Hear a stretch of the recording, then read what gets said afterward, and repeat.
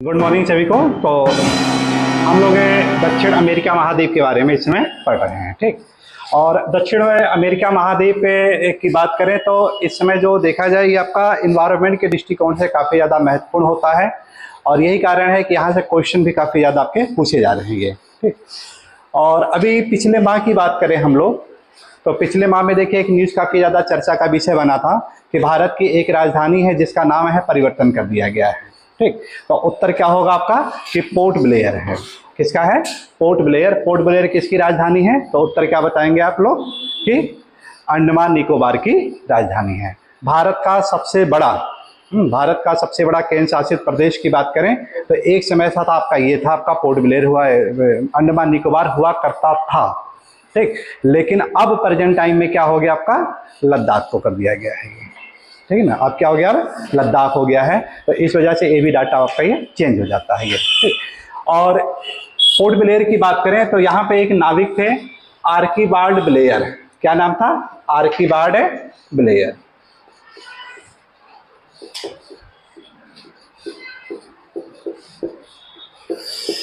इन्हीं का एक दल था जो कि 1788 ईस्वी में ये पोर्ट ब्लेयर वहाँ पे अंडमान निकोबार पहुँचा था। और कब पहुँचा था? एक साल लग गया था इसको, 1789 में ये पहुँचा। और जब वहाँ पे ये पहुँचा, अब चूंकि अंग्रेजों का उपनिवेश था ये, तो अंग्रेजों ने इसका नाम क्या रख दिया गया था? पोर्ट ब्लेयर रख दिया गया था। ये नाम यहाँ से लिया, ब्लेयर इसके वर्ड से ले लिया गया था उस नाविक के, और पोर्ट यानी बंदरगाह वहाँ से कर दिया। तो पोर्ट ब्लेयर इसका नाम रखा। कब पड़ा था? 1789 में पड़ा है ये।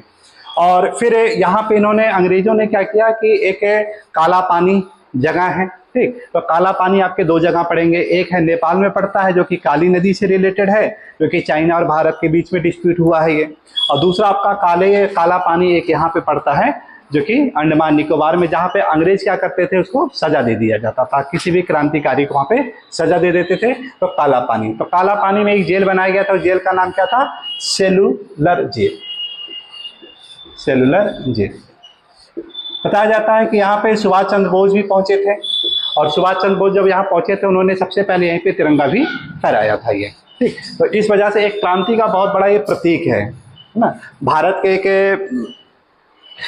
क्रांतिकारी थे जिनको काला पानी की सजा दी गई थी यहीं पे, सेलुलर। क्या नाम था उनका? वीर सावरकर, जो कि अभी न्यूज़ का विषय ही बना था। और उसी के चलते राहुल गांधी को माफ़ी मांगने के दिवस भी किया गया था उस पर, ठीक। तो ये सब करंट में चर्चा का विषय बना था। तो सेलुलर जेल। और अभी हाल ही में देखा जाए तो आपका सितंबर में जब नरेंद्र मोदी जब यहाँ गए तो उन्होंने क्या किया कि ये एक गुलामी का प्रतीक था, है ना। मतलब क्या है कि अंग्रेजों का उपनिवेश और अंग्रेजों के द्वारा दिया गया नाम, तो उसको क्यों ना एक स्वतंत्र नाम दे दिया जाए। उसी स्वतंत्रता को बताने के लिए इन्होंने इसका नाम परिवर्तन कर दिया, और नाम परिवर्तन करके क्या रख दिया गया? श्री विजयपुरम कर दिया गया। श्री विजयपुरम। तो इस प्रकार यहाँ का जो इंटरनेशनल एयरपोर्ट है, अब तक जो जाना जाता था कि पोर्ट ब्लेयर, है ना, तो उसका भी नाम अब परिवर्तन कर दिया गया। इस आधार पे क्या हो जाएगा? श्री विजयपुरम हो जाएगा ये, ठीक। यहाँ का जो बंदरगाह है वो भी नाम अब चेंज हो जाएगा, राजधानी ये भी परिवर्तन हो जाएगा। तो सबका नाम ये चेंज कर दिया जाएगा ये, ठीक। हालांकि इससे पहले जो यहाँ का जो इंटरनेशनल एयरपोर्ट था उसका नाम परिवर्तन पहले ही कर दिया गया था, वीर सावरकर कर दिया गया था, है ना। वीर सावरकर इंटरनेशनल एयरपोर्ट कर दिया गया था, ठीक। तो अब यहाँ से ये विजयपुरम इसका ये नाम हो गया, विजयपुरम है, श्री विजयपुरम, ठीक। तो करंट के दृष्टिकोण से इसको ये जानते रहिएगा, काफी महत्वपूर्ण क्वेश्चन रहेगा ये, ठीक। तो आते हैं हम लोग दक्षिण अमेरिका के बारे में बात करते हैं। तो क्षेत्रफल के दृष्टिकोण से अगर आपको पूछा जाए कि क्षेत्रफल के दृष्टिकोण से बताइए कि सबसे बड़ा महाद्वीप कौन सा है, तो क्या बताएंगे आप लोग? एशिया महाद्वीप। और वहीं पे दक्षिण अमेरिका का स्थान कौन सा आता है? चौथा आएगा। और जनसंख्या के दृष्टिकोण से सबसे बड़ा महाद्वीप कौन सा है? एशिया है, ठीक है ना। जनसंख्या में भी एशिया सबसे बड़ा है। और दक्षिण अमेरिका का कौन सा स्थान आएगा? तो चलिए शुरू करते हैं हम लोग दक्षिण अमेरिका के प्रमुख नदियों से रिलेटेड, ठीक। तो अगर आपसे क्वेश्चन पूछा जाए कि बताइए कि विश्व की सबसे ऊंची पर्वत श्रेणी का नाम क्या है, है ना। विश्व की सबसे ऊंची पर्वत श्रेणी का नाम क्या है? तो उत्तर क्या बताएंगे आप लोग? हिमालय पर्वत। क्या बताएंगे? हिमालय पर्वत है जो कि विश्व की सबसे ऊंची पर्वत श्रेणी है ये, ठीक। और इसी की सबसे ऊंची चोटी का नाम क्या बताया गया है? Mount Everest. क्या नाम दिया गया है? Mount Everest. माउंट एवरेस्ट को और किस नाम से जाना जाता है? चोंगोलुंगमा। चोंगोलुंगमा के नाम से जाना जाता है, या इसी का और नाम क्या है? सागर माथा। सागर माथा कहाँ नाम दिया गया है? तो नेपाल। चोंगोलुंगमा कहाँ गया है? तो चाइना में कहा गया है ये, ठीक। और विश्व की सबसे लंबी पर्वत श्रेणी का नाम पूछा जाए तो उत्तर क्या बताएंगे? एंडीज है। कुल लंबाई कितनी है इसकी? तो 7200 किलोमीटर, ठीक। और उत्तरी भाग में देखें तो ये दो शाखाओं में बट गई है ना। एक शाखा है जो कि ऐसे पूरब की तरफ आ जाती है, तो इसी को पूर्वी कार्डिलेरा कहा जाता है। और एक शाखा है जो पश्चिम की ओर गई है, तो उसे पश्चिमी कार्डिलेरा नाम दिया गया। और इसी कार्डिलेरा का जो मध्य भाग है, उसी में से एक नदी प्रवाहित होता है। उस नदी का नाम क्या है? मैकडोनाल्ड नदी। क्या नाम है उसका? मैकडोनाल्ड नदी।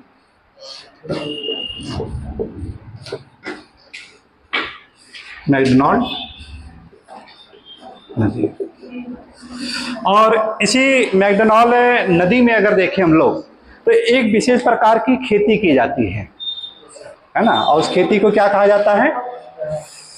कहवा की बागान। क्या लगाए गए हैं?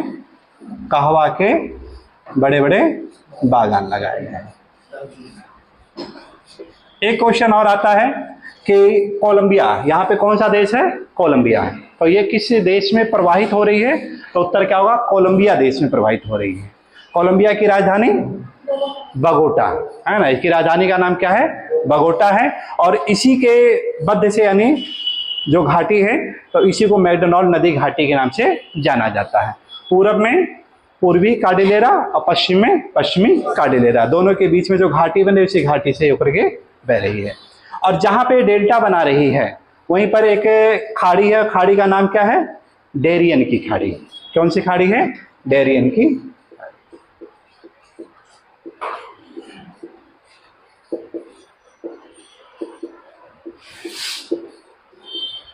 डेरियन की खाड़ी में जाके गिर जाती है। एक वर्ड आता है इसमें, फजेंडा। क्या होता है? तो फजेंडा देखिए, कहवा के बागान है ये। फजेंडा क्या है? कहवा के बागान। और फा से एक और है, फिंका वर्ड आता है। फिंका क्या है? तो ए भी क्या है? ए भी है, कहवा के बागान है। दोनों ही क्वेश्चन बहुत इंपॉर्टेंट है और दोनों ही आए हुए क्वेश्चन है। फजेंडा कहाँ पे कहा गया है? तो उत्तर क्या होगा आपका? ब्राजील में कहा गया है। और फिंका कहा गया तो उत्तर क्या होगा? कोलंबिया में कहा जाता है।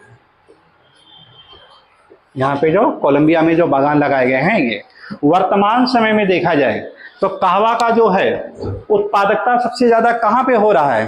तो कोलंबिया में हो रहा है। क्यों हो रहा है? तो उत्तर क्या होगा कि ब्राजील में जो पुराने यानी होते थे 8-9 साल यानी पुराने वृक्ष हैं, है ना। और यहाँ पर क्या है कि आपका कि यहाँ पे नए पौधे लगाए गए। एक तो ये कारण है, और दूसरा प्रकृति यानी ऐसा प्रदत्त कर देती है। पहले दूसरा कारण देखिए क्या है कि इसी एरिया से भूमध्य रेखा गुजरती है। और जब भूमध्य रेखा गुजरती है तो सालों साल क्या होगा? टेम्परेचर ऊंचा रहेगा। लेकिन एक शर्त यह है कि इस वृक्ष की प्रजाति वहीं पर ज्यादा फलती फूलती है जहां पर एक सामान्य तापमान हो, यानी ना तो कम हो और ना तो ज्यादा हो, यानी एक सामान्य तापमान हो, ठीक। अब सामान्य तापमान के लिए क्या होगा? तो एक तो या तो प्रकृति अपने आप व्यवस्था कर दे, और एक ये हो सकता है कि मनुष्य अपने क्रिएटिव के द्वारा करे। तो फजेंडा के जो बागान होते हैं, यहाँ पे अधिक तापमान से बचाने के लिए केले का छांव लगा दिया जाता है। लेकिन यहाँ पर क्या है कि प्रकृति ने खुद ही यहाँ पर यानी ऐसा बना दिया गया है कि जब सूर्योदय होता है तो सूर्योदय होते समय यानी इधर तो सूर्य की रोशनी रहेगी, और ये वाला जो ढाल होगा ये कैसा होगा? यहाँ पे टेम्परेचर कम होगा। कहने का मतलब क्या होगा इस ढाल पे तापमान कम, लेकिन इस वाले ढाल पर क्या होगा, तापमान मिलेगा। यही तो हुआ आपका। जब सूर्योदय होगा तो इधर यानी सूर्य की रोशनी पड़ेगी इस ढाल पर, हाँ, लेकिन इस ढाल पर सूर्य की रोशनी नहीं पड़ेगी। इसी प्रकार दोपहर के बाद जब सूर्य के इधर चला जाएगा पश्चिम की तरफ, तब यहां पर क्या होगा, इस ढाल को सूर्य की रोशनी मिल जाएगी, लेकिन ये क्या होगा, सूर्य की रोशनी नहीं मिलेगी। मतलब क्या होगा कि जो पठारी एरिया है जहां पर यानी पूरे दिन भर सामान्य तापमान ऊंचा बना रहता था, यहां पर क्या होगा कि 6 घंटे कम 6 घंटे, हाँ, तो इस तरह से एक बैलेंस कर लेती है। और यही कारण यहाँ की उत्पादकता क्या हो जाएगी, ज्यादा यानी बढ़ जा रही है, ठीक है ना, सबसे ज्यादा हो जाती है ये, ठीक।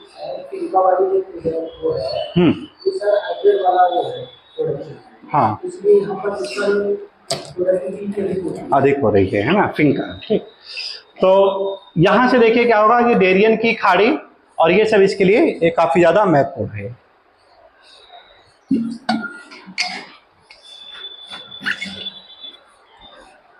मानचित्र में देखिएगा आप लोग कि जहां पे डेरियन की खाड़ी है वहीं पे बैरन क्योला बंदरगाह है।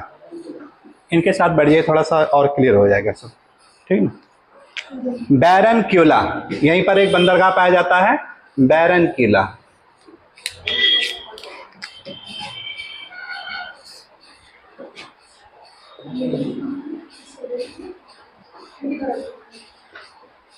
बैरन क्यूला बंदरगाह, ठीक। कौन सा बंदरगाह पड़ेगा, बैरन क्यूला।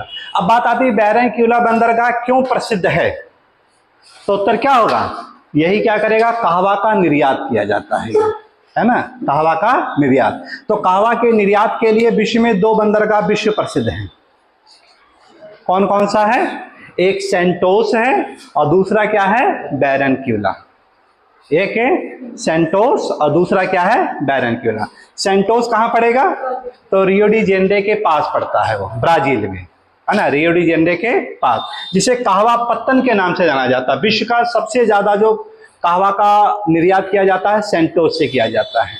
उसके बाद कहां से किया जा रहा है, बैरन क्यूला, ठीक। तो एक नदी आपका ये हो गया, जिसे यानी मैकडोनाल्ड नदी घाटी के नाम से जाना जाता है। तो इसको पहले नोट कर लेते हैं, तो हेडिंग डालेगा मैकडोनाल्ड नदी घाटी, मैकडोनाल्ड नदी घाटी।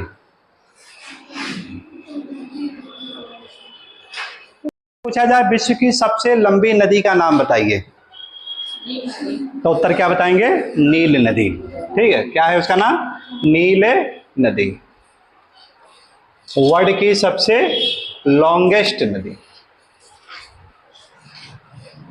दूसरा महत्वपूर्ण क्वेश्चन है, वर्ल्ड की सेकंड लॉन्गेस्ट रिवर कौन सी है, तो उत्तर क्या बताएंगे, अमेजन नदी है वो, है ना, वर्ल्ड की सेकंड लॉन्गेस्ट नदी।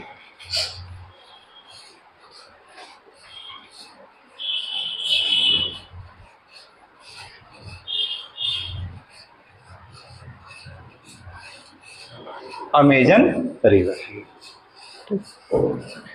वर्ल्ड की सबसे लार्जेस्ट रिवर, वर्ल्ड की सबसे लार्जेस्ट रिवर,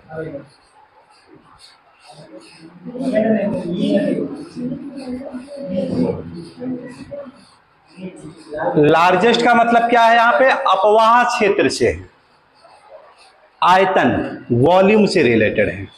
लार्जेस्ट का मतलब क्या होगा, यहां पे वॉल्यूम से रिलेटेड है, मतलब किस नदी का अपवाह क्षेत्र काफी ज्यादा है ना, किस का अपवाह क्षेत्र काफी ज्यादा है, तो उत्तर क्या होगा, अमेजन होगा, ठीक ना। तो इसका वॉल्यूम सबसे ज्यादा है, तो उत्तर क्या होगा, अमेजन रिवर। अब इस नदी की जो उत्पत्ति होती है पेरू, पेरू में कहां से हो रही है, एंडीज से। पेरू में कहां से होती है, एंडीज से इसकी उत्पत्ति होती है। इस प्रकार ऐसे एंडीज से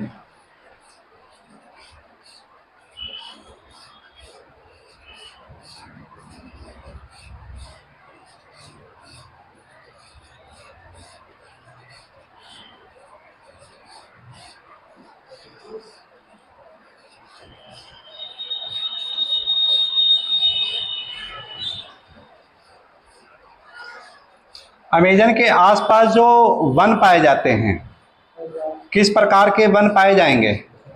तो उत्तर क्या होगा आपका? सेलवास वनस्पतियां पाई जाती हैं। कैसी होती हैं? सेलवास।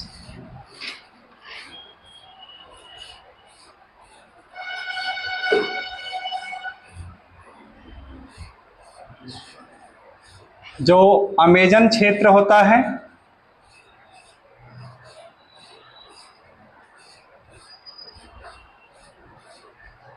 विश्व के हल्की लकड़ियों के उत्पादन के लिए प्रसिद्ध है ये, है ना, बेंत जिसे कहते हैं, ठीक ना, यहाँ पे बेंत जो होता है ये हल्की लकड़ी वो है। फिर ब्रासिलिया, ब्रासिल नाम का जो लकड़ी होता है, ठीक, वो यहाँ की यानी मुख्य विशेषताएं पाई जाती है ये, ठीक। तो इस प्रकार यहाँ पे पेरू, और पेरू के पास में ही एक चोटी है मिस्मी, किसी की चोटी है उसका नाम क्या है? मिस्मी। एक मिस्मी और है अपने यहाँ भारत में, है ना, अबोर मिस्मी, ठीक। तो एक मिस्मी यहाँ भी मिलता है, एक मिस्मी वो है, लेकिन ज्यादा प्रसिद्ध अपना ही वाला है ये, ठीक ना। तो यहाँ पर एक है मिस्मी की चोटी,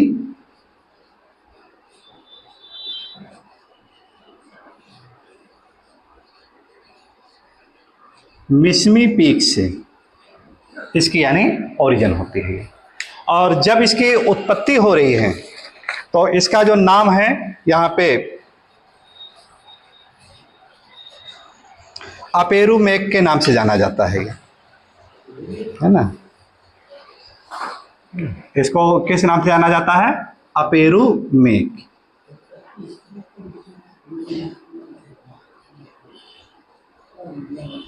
अपेरू मेक नदी के नाम से ये उत्पत्ति होती है।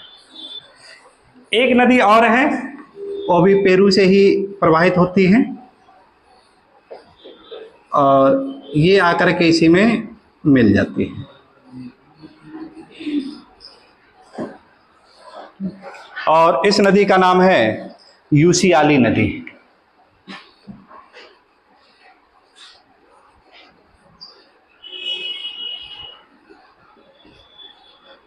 यूसियाली नदी। और जब दोनों नदियों का संगम हो रहा है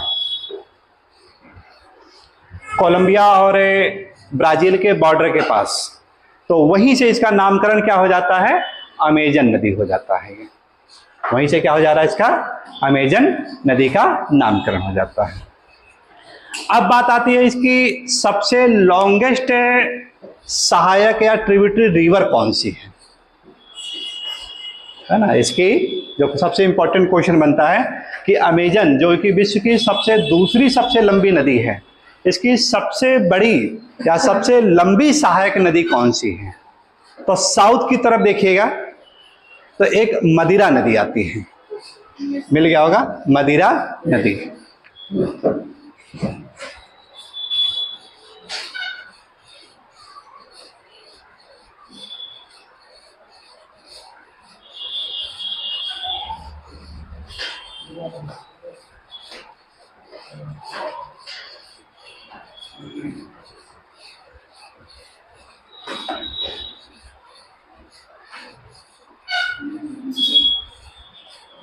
मदिरा नदी।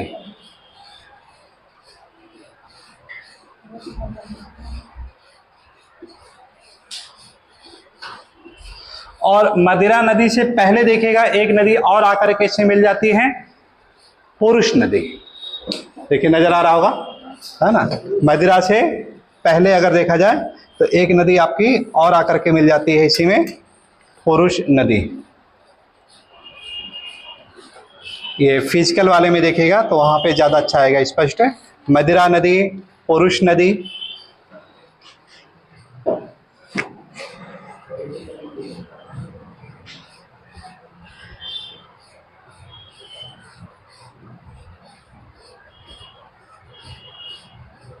यह है पुरुष नदी।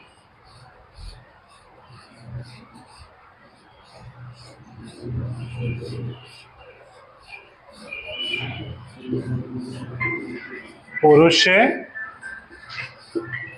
नदी।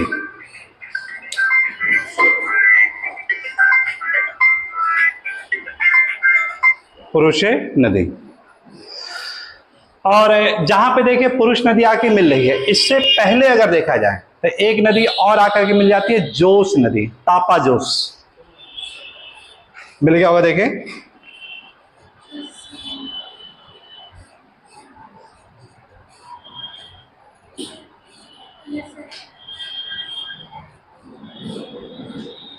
सॉरी, तापा जोस तो ऊपर चली जाएगी। ये आपका है,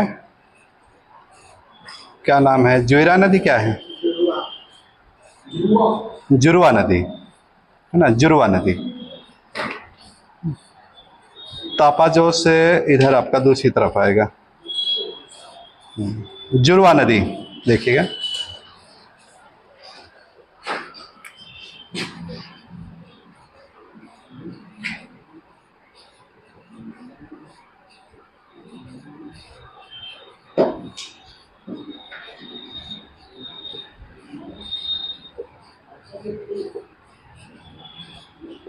जुरवा नदी। और उत्तर की तरफ देखेंगे तो एक नदी आती है, नेग्रो नदी, है ना। उत्तर से देखिएगा तो एक नदी आती है, नेग्रो नदी।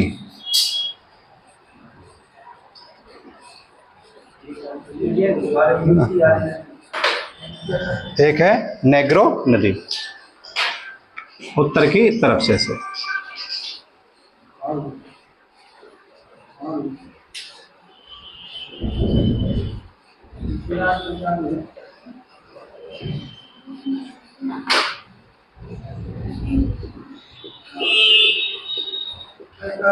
नेग्रो नदी। और नेग्रो नदी के बाद देखिए एक और नदी आती है, बापुरा नदी, इसी में है।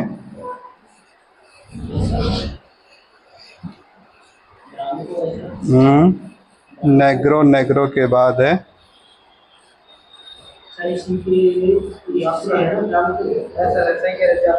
जापुरा, सॉरी, हाँ, जापुरा नदी। इससे नेग्रो से पहले, हाँ, जापुरा नदी, जापुरा नदी।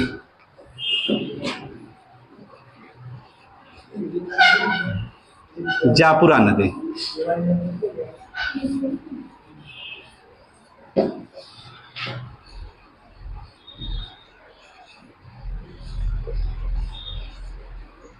जापुरा नदी। और जहां पे देखिए मदिरा नदी है, मदिरा नदी के बाद दक्षिण में एक नदी और आपको मिल जाती है, तापा जोस नदी, है ना। तपा जोस मिल गया होगा, तपा जोस, है ना, तपा जोस।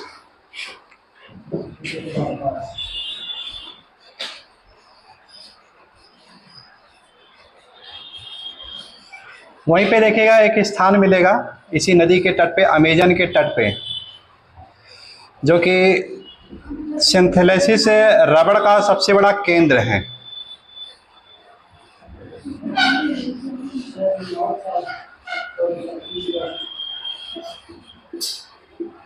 ये हो गया तापा जोस से नदी। जहां पे अमेजन नदी है, तो अमेजन नदी में जो मदिरा नदी आकर के मिल रही है, तो उसी के संगम पे देखिएगा एक शहर मिलेगा आपको। और ये जो शहर है मानोश, है ना, जहाँ पे मदिरा नदी है, उसी के थोड़ा सा हट करके पूरब में, पश्चिम की तरफ देखिएगा, है ना, मानोश नदी मिल गया होगा, मानोश। तो विश्व में ये सिंथेसिस रबड़ का सबसे बड़ा उत्पादन केंद्र माना जाता है ये।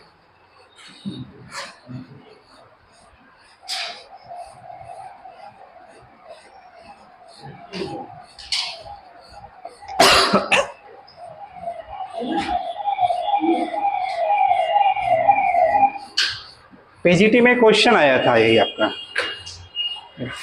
और यही क्वेश्चन है जो कि हमारी पराजय का सबसे बड़ा कारण बन गया था, गलत हो गया था। अब पढ़े थे ये कि सिंथेसिस रबड़ के लिए जाना जाता है ब्राजीलियन श्योर है, और उसमें ये आया था क्वेश्चन, निम्नलिखित में से कौन सा देश है जो कि रबड़ उत्पादन के लिए प्रसिद्ध नहीं है। और सबके सब भूमध्य रेखीय वाले क्षेत्र दे दिए थे। मलेशिया था, थाईलैंड था, है ना, फिलीपींस ये था, और इसी में ब्राज़ील भी दे दिया था।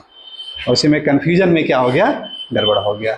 इसको सिंथेसिस से रबड़ है सबसे बड़ा तो केंद्र है, और इसी को हमने क्या है, इसको मान लिया कि ये है और लगा दिया दूसरा टिक, गड़बड़ हो गया।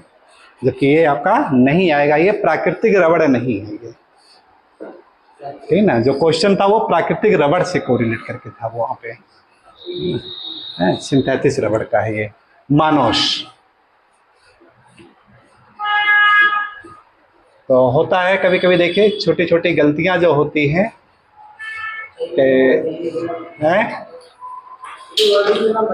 हाँ तो मानोस कभी होता है, ज़्यादा पढ़ लेना भी क्या होता है, इंसान की समस्या का कारण बन जाता है। तो ये स्वाभाविक है ये कि ज़्यादा किसी पे ज़्यादा दिमाग लगा देना, या ज़्यादा खूबसूरती, ज़्यादा पावर, ज़्यादा पैसा इंसान के पतन का सबसे बड़ा कारण ही बन जाता है। ये स्वाभाविक है, ये होता है, ये नो डाउट ये। तो मानोस है ना, तो क्वेश्चन आ रहा है, वैसे भी इंपॉर्टेंट है। मानोस तो किस नदी के तट पर है, तो क्या होगा, अमेजन नदी के तट पे है। तो इस अमेजन नदी के राइट और लेफ्ट की बात करें हम लोग, तो यहाँ पे आपको क्या मिलेगा, आपको ये सेलवास वन पाए जाते हैं। बहुत इंपॉर्टेंट है, आपके सेलवास के घने वन पाए जाते हैं।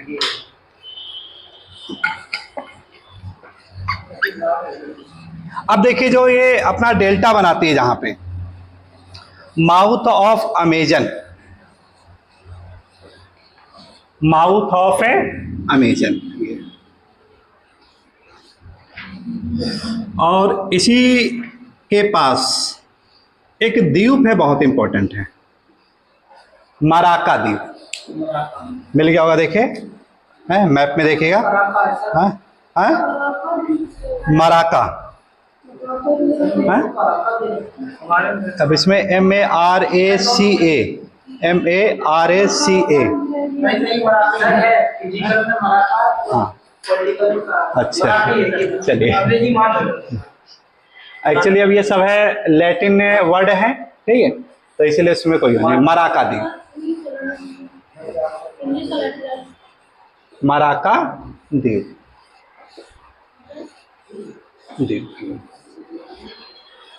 और जहां पे डेल्टा बनाती हैं, दो प्रमुख वहां पे बंदरगाह आपको मिलेंगे। एक देखिएगा वहां पे बेलन बंदरगाह मिलता है, जहां पे ये बना रही है,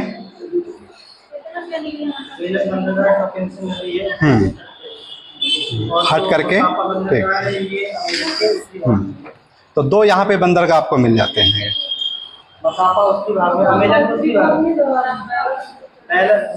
आप में दिया हुआ है, उसमें टोकन से नदी उसी के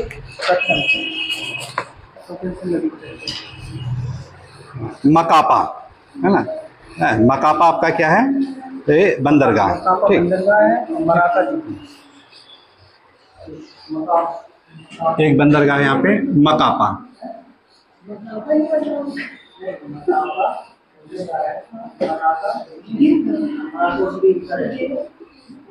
मकापा पोर्ट,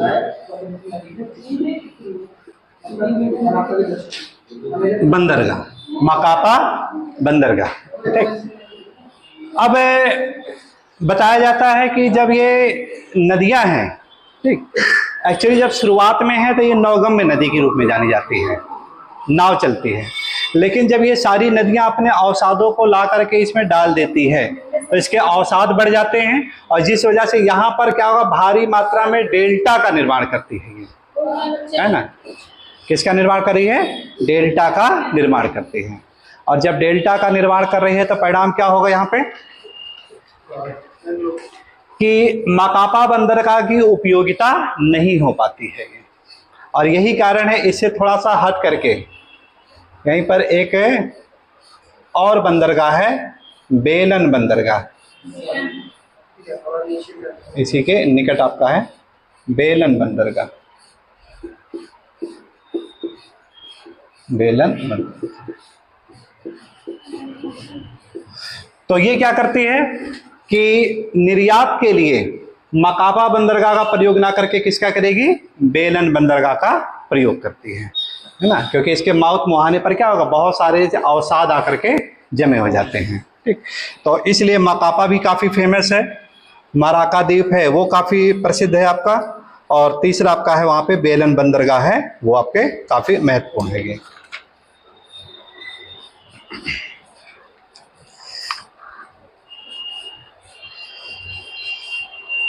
अब जहाँ पे देखिए सेलवास वन पाए जाते हैं, यहीं पे दो प्रमुख जनजातियां पाई जाती हैं। एक है आपकी मुलाटो जनजाति, बहुत फेमस है, क्वेश्चन आ चुका है इस पे भी, मुलाटो जनजाति, और दूसरी जनजाति है बोरो।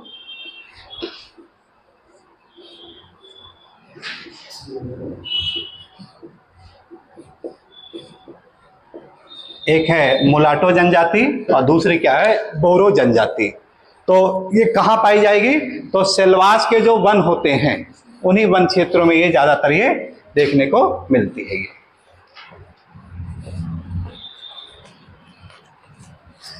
अब अमेजन के दक्षिण में देखें हम लोग, अमेजन का जो दक्षिण वाला पार्ट है, तो यहाँ पे इसका एक विशाल पठार पाया जाता है, जिसे हमें ब्राजील का उच्च भूभाग कहते हैं, ये है ना, ये वाला जो क्षेत्र है ये आपका है ब्राजील का उच्च भूक्षेत्र।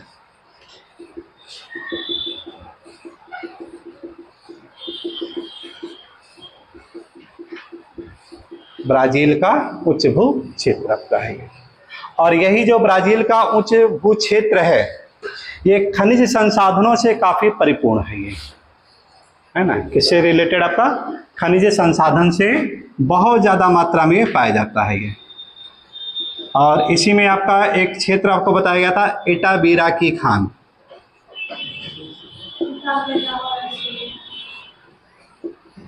इटाबीरा की खान, तो विश्व में किसके लिए प्रसिद्ध है ये, लौह अयस्क उत्पादन के लिए प्रसिद्ध है, इटाबीरा की खान। ठीक, और जो इसका जो उच्च भूभाग है ये, इसी उच्च भूभाग में एक विशेष प्रकार की मिट्टी पाई जाती है। कौन सी नदी मिट्टी है, टेरा रोशा नदी है, टेरा रोशा मिट्टी, काफी इंपॉर्टेंट आपका आया हुआ क्वेश्चन है भी, टेरा रोशा मिट्टी, टेरा रोशा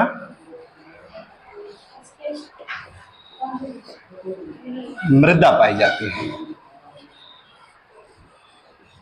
इस मिट्टी में लीचिंग की प्रक्रिया सबसे ज्यादा होती है ना, निच्छालन की प्रक्रिया सबसे ज्यादा होती है। क्यों ज्यादा होती है, क्योंकि अधिक तापमान और अधिक ह्यूमिडिटी, वर्षा। ठीक है, तो ये यानी यहाँ पे लीचिंग, और जिस मिट्टी में लीचिंग की मात्रा सबसे ज्यादा होगी वहां की मृदा कैसी हो जाती है, अम्लीय हो जाती है। एक तो ये कारण है अम्लीयता होने का, और दूसरा कारण क्या है कि जो यहाँ के जो पठार हैं वो बेसाल्टिक चट्टानों से बने हैं। किसके हैं, बेसाल्टिक चट्टानें, और जो बेसाल्टिक चट्टानें हैं वहां पर क्या हो रही है कि ये अम्लीय प्रधान लावा है, वो कैसा है, वो अम्लीय प्रधान लावा है।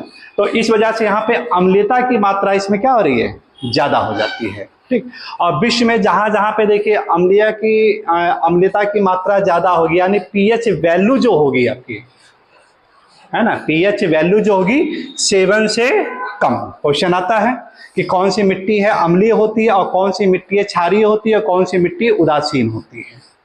ठीक, तो ऐसी मिट्टी जिसकी वैल्यू यानी 7 से ज्यादा हो, तो उस मिट्टी को क्या कहते हैं हम लोग, क्षारीय मिट्टी कहते हैं। उस मिट्टी क्या कहेंगे हम लोग, क्षारीय।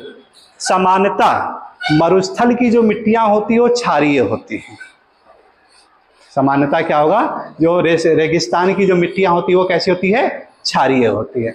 और जहां पे वर्षा ज्यादा होती है वहां की मिट्टी सामान्यतः क्या होती है, अम्लीय होती है, वहां की पीएच वैल्यू क्या होगी, 7 से कम होती है।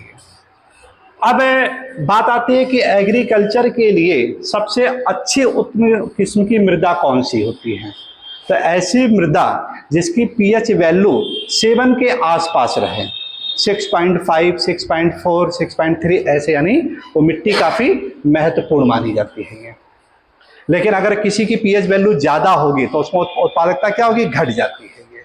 ठीक, तो टेरा रोसा की जो है वो अम्लता कितनी आ जाती है, 5, 4 के आसपास, 4.5 के आसपास ऐसे है ये। और इस प्रकार की जो अम्लीय मिट्टी है, तो यहाँ पे जो मुख्य रूप से खनिजों पे उत्पादन किए जाते हैं वो चाय की खेती अम्लीय मृदा में और कहवा की खेती ज्यादा होती है। लेकिन दोनों में से सबसे ज्यादा यानी कीमती कौन सा हो जाता है, कहवा ज्यादा होता है। तो ये लोग व्यावसायिक रूप में यहाँ पे कहवा का उत्पादन ये ज्यादातर करते हैं ये। और इन्हीं कहवा के बागान को क्या नाम दिया जाता है, फजेंडा कहा जाता है। अब बात आती है कि कहवा के बागान के लिए सबसे उत्तम जलवायु दशा क्या है। अधिक तापमान, बिल्कुल यस। दूसरा है अधिक वर्षा, ये भी बिल्कुल सही है। तीसरा आपका क्या है कि ढालदार यानी स्लोप वाली भूमि होनी चाहिए, ये भी सही है। और चौथा क्या आपका है कि सस्ते श्रमिक के मजदूर, वो भी होने चाहिए। तो देखिए जनजातियां आपकी मुलाटो और बोरो हैं, ठीक ना, तो ये पाई जा रही है और इस वजह से यहाँ पे क्या हो रहा है, इसका ये उत्पादन यानी काफी ज्यादा हो जाता है। और अब ये लोग क्या करते हैं कि जो जनजातियां हैं, जो सेलवास वन पाए जाते हैं इसके आसपास, सेलवास वन, इसी सेलवास वनों को काट करके ये स्लेश और बर्न एग्रीकल्चर करते हैं। कौन से एग्रीकल्चर करते हैं, स्लेश और बर्न, जलाओ और राख करो। स्लेश माने क्या होता है, राख, और बर्न मतलब क्या होता है, जलाओ। तो बात आती है कि इसी को भारत के पूर्वोत्तर क्षेत्र में किस नाम से जाना जाता है, झूम कृषि।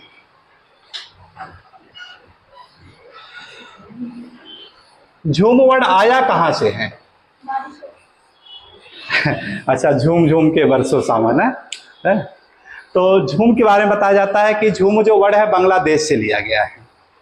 वहां पे इसको जुम्मा है ना, जुम्मा नाम की जनजातियां वहां पे, तो जुम्मा यानी एग्रीकल्चर है और वहीं से उसको झूम के नाम से वो आया हुआ है। अब चूंकि भारत का पूर्वोत्तर क्षेत्र भी बांग्लादेश से ही लगा हुआ है, ठीक, और इसलिए उसको नाम दे दिया गया वहां पे झूम, यानी अपने यहाँ कह दिया जाता है। ठीक, और फिर बात आती है कि इस स्थानांतरण कृषि को जो मुलाटो और बोरो जनजातियां करती हैं उसको किस नाम से जाना जाता है। बहुत इंपॉर्टेंट क्वेश्चन है जो कि ये आपका आया है कि ब्राजील में स्थानांतरण जो कृषि की जाती है मुलाटो और बोरो जनजातियों के द्वारा, उसको किस नाम से जाना जाता है। वेरी गुड, रोका। किस नाम से जाना जाता है, उत्तर क्या होगा, रोका के नाम से जाना जाता है। ठीक ना, काफी महत्वपूर्ण क्वेश्चन आपका यहाँ पे जाना जाता है। ठीक, फिर बात आती है कि और भी इससे रिलेटेड है, काफी ज्यादा है। पेंडू, जो क्वेश्चन आए हुए हैं उस पर देखते हैं हम लोग कि भारत में पेंडू जो एग्रीकल्चर की जाती है किस राज्य में की जाती है, तो उत्तर क्या होगा, वेरी गुड, आंध्र प्रदेश। अगर by the way Andhra Pradesh ना रहे तो उसी से लगा हुआ उत्तर वाला राज्य आ जाएगा उड़ीसा। ठीक है ना, तो पेंडू, देखिए कटवट तो नहीं रहा है, पेंडू, ठीक है। पेंडू कहां पे है, तो उत्तर क्या होगा, आंध्र प्रदेश और क्या है, उड़ीसा। खूब आते हैं क्वेश्चन यहां से। फिर बात आती है कि अय्यर जनजाति है ना, अय्यर जनजाति जो केरला में इस प्रकार की एग्रीकल्चर करती है उसे किस नाम से जाना जाता है, कुमारी, है ना, किस नाम से जाना जाता है, कुमारी।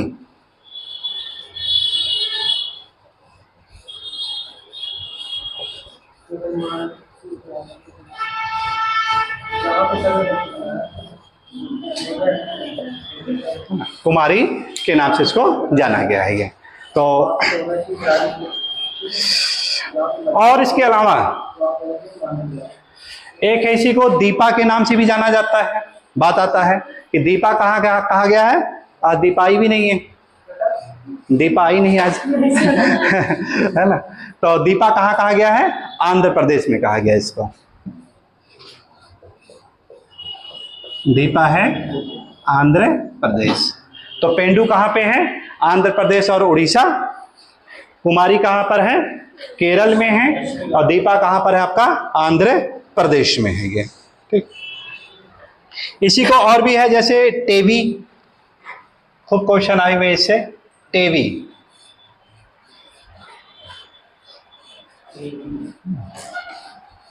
तो टेवी कहां पर है, मालागासी।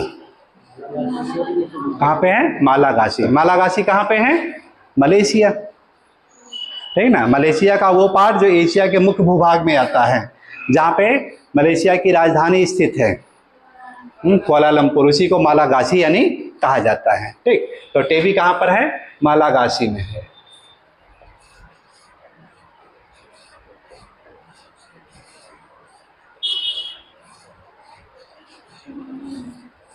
चेना,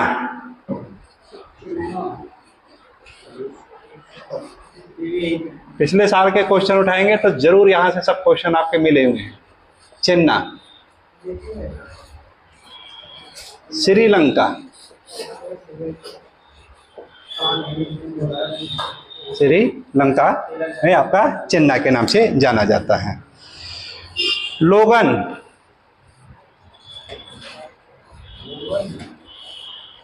पश्चिमी अफ्रीका में। लोगन कहां पे है, पश्चिम अफ्रीका में, इसको ये नाम दिया गया है। ये तमराई,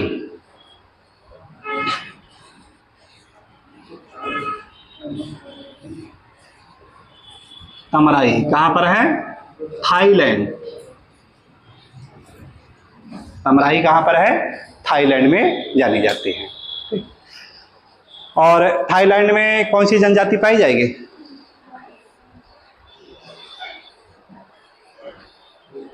वही है आपका सिनाई कसाई, है ना, उसी के पार्ट के रूप में, उसी के वो पाई जाती है वो, ठीक। वहाँ पे हाँ, सकाई, ठीक। हाँ, फिर इसके बाद है लदांग, जो ये भी क्वेश्चन आ चुका है। लदांग मलेशिया, जावा वाला जो क्षेत्र है, इंडोनेशिया वाला जो क्षेत्र है, वहाँ पे ये पाया जाता है। जावा इंडोनेशिया, कुछ थोड़ा बहुत आपका मलेशिया भी से लग जाएगा। तो इन क्षेत्रों में आपका है लदांग के नाम से जानी जा रही है। और है आपके मिल्पा, ये भी क्वेश्चन आ चुका है।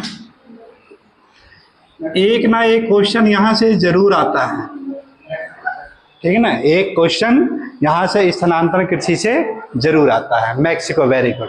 मिल्पा कहां पे है, मैक्सिको, या तो मध्य अमेरिका कहा जाता है उसी को, है ना, मैक्सिको या मध्य अमेरिका।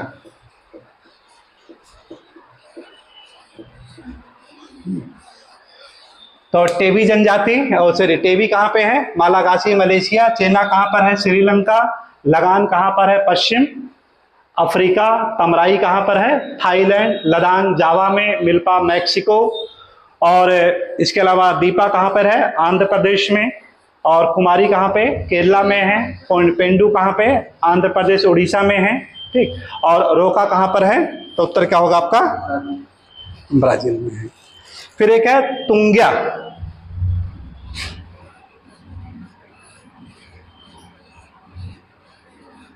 तुंग्या, ये म्यांमार में है। तुंग्या कहां पर है, म्यांमार में है, ठीक। तो वहां पर जो खेती है तुंग्या के नाम से जाना जा रहा है ये, ठीक।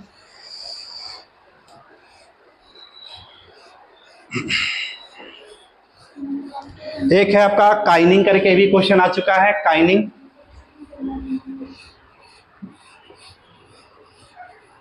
काइनिंग फिलीपींस में है, फिलीपींस।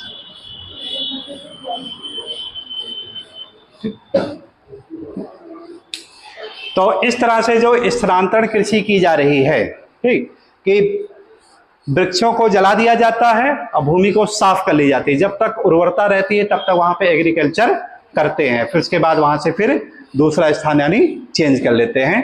तो इस प्रकार की जनजातियां हैं जो वहाँ पे जो पाई जाती है जिन जिन क्षेत्रों में जहाँ पे घने वन पाए जाएं। अब इसके लिए देखिए क्या क्या क्या दशाएं होनी चाहिए, घने वन होना चाहिए, जनजाति होना चाहिए। तो उन सब क्षेत्रों में क्या होगा, स्थानांतरण कृषि यानी की जाती है ये, ठीक ना।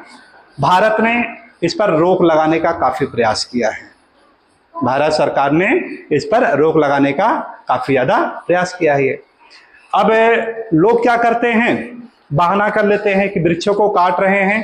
अब वृक्षों को काटने का बहाना क्या करते हैं कि हम लोग इसको जलावन के लिए ले जा रहे हैं। अब सरकार तो इस पर तो रोकेगी नहीं जल्दी, है ना। और इसी को रोकने के लिए भारत सरकार ने एक योजना चला दी थी, उजाला,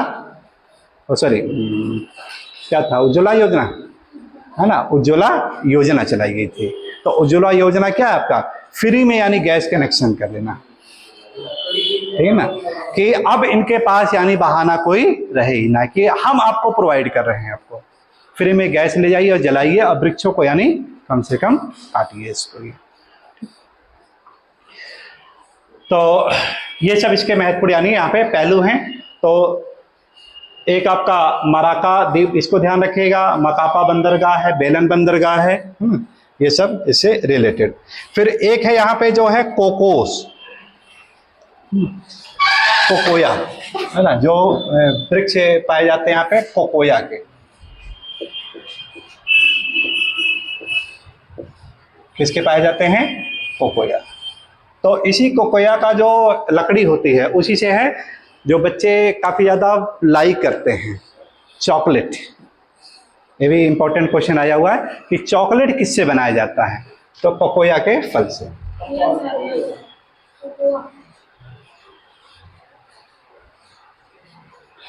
एक तो बच्चे क्या लाइक करते हैं, चॉकलेट, और दूसरा क्या लाइक करते हैं, च्युइंगम। किसका है, च्युइंगम। तो एक है जपोटा, एक क्या है, जपोटा वृक्ष पाया जाता है यहाँ पे, जपोटा, इसी से च्युइंगम।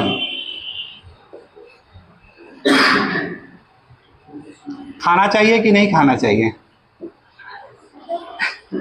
खाना चाहिए कि नहीं खाना चाहिए, है? लेकिन सही मात्रा में नहीं। अति है सबके लिए ठीक नहीं है ये, ठीक ना। तो अब ये जो क्षेत्र है, ये सब जो बनाया गया था, चॉकलेट है, ये सब चीजें, तो ये भूमध्य रेखीय क्षेत्र यहाँ के जो विशेष जनजातियां अपना इसे एंजॉय के रूप में करती है। लेकिन जब पढ़ी लिखी जो होती समाज के शिक्षित लोग होते हैं, उसको यानी यहाँ पे इसको रोक लगाई जाती है ये, ठीक। ज्यादा चिंगम खाने से क्या होगा कि मस्तिष्क कमजोर भी होता है, हाँ, ठीक है, इसलिए चिंगम नहीं खाना चाहिए, है ना। मेमोरी है होती है इससे कम होती है ना। दिमाग होता है आपका कम होता है क्योंकि थकावट ज्यादा होती है ये, हाँ। तो ये नसें जो होती हैं, है ना, ये नसें आपकी जो होती है दिमाग की, ये ठीक है, ब्रेन, ये क्या होता है, बिल्कुल ये कार्य करता है ये ना। तो इसलिए चिंगम यानी बच्चों को मना किया जाता है कि ऐसा ना करें। लेकिन बच्चों को जब इस प्रकार समझाया जाएगा कि बेटा ऐसा होने से ये हो रहा है ये, तो इस वजह से इसको। लेकिन क्या है आजकल है कि बच्चों को अगर ये सब ले जा करके दीजिए तो आप सबसे गुड अंकल कहलाएंगे, बेस्ट अंकल, ऐसा है, सही बात है। अगर उनको अच्छी चीज ले जा करके दीजिए, पढ़ाई से रिलेटेड या कुछ ताकत से रिलेटेड खाने पीने के लिए, तो आप सबसे बुरे अंकल हो जाएंगे। लेकिन कुरकुरे ले जाके दे दिए, चॉकलेट जाके च्युइंगम दे दीजिए, देखिए आपको आगे पीछे इतना घूमेंगे पूछिए मत।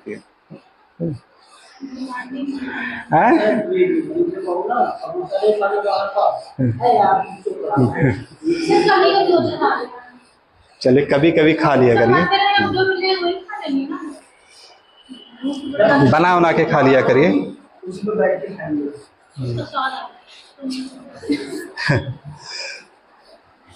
चलिए, तो ये इसके यानी सारे पहलू हो गए, इसको नोट कर लेते हैं इतना पहले, ठीक। तो काफी महत्वपूर्ण है ये आपका, ये है ना।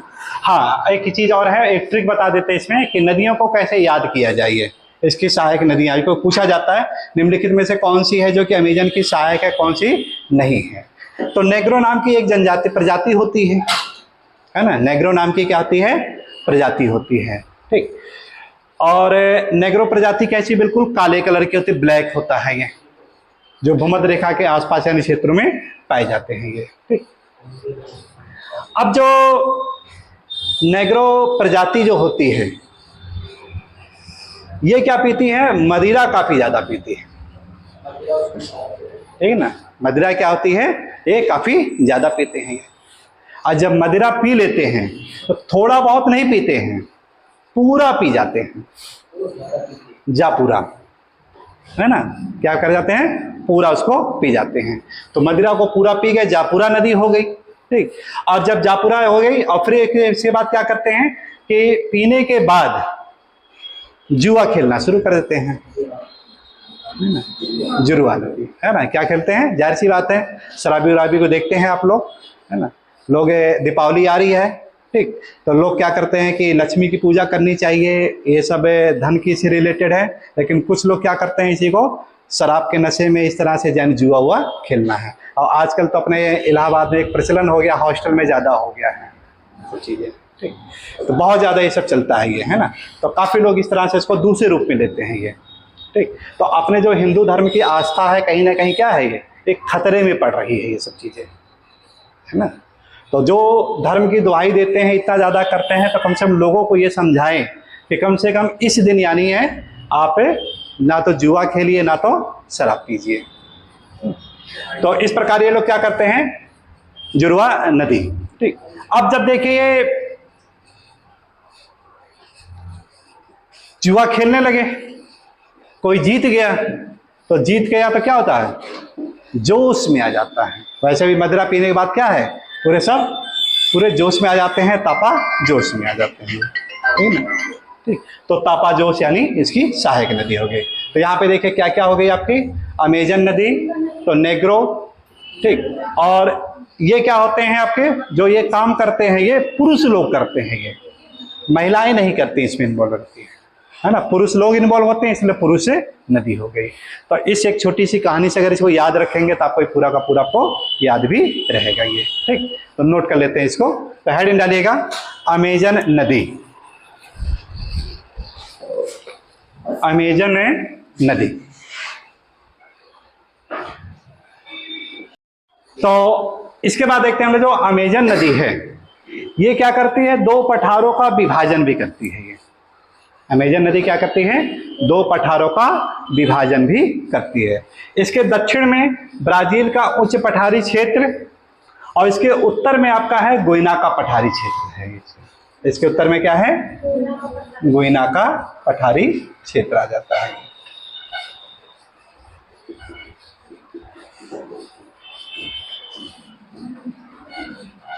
और इसी गुइना के पठारी क्षेत्र पे 3 यानी देश बसे हुए हैं, है ना। गुइना का जो पठार है, गुइना का पठार, एक है आपका गुइना,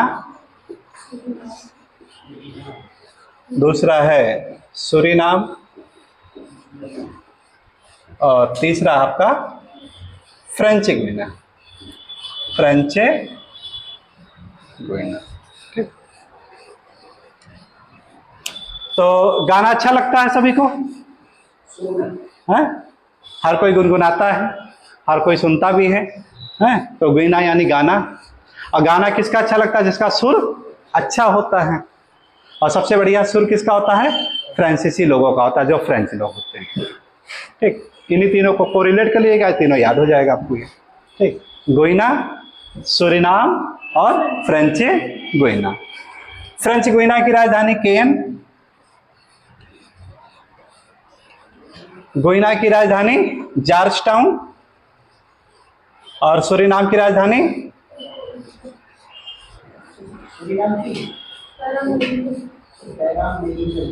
पैरामैरिगो।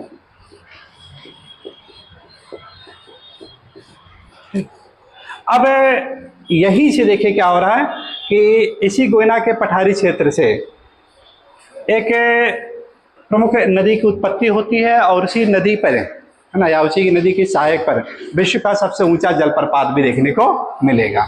तो उस नदी का नाम क्या, ओरोनिको नदी, है ना। कौन सी नदी है, ओरोनिको नदी है। सर हाँ तो वर्ड क्या बोले वहां पे? सहायक। पूरा सुने नहीं है।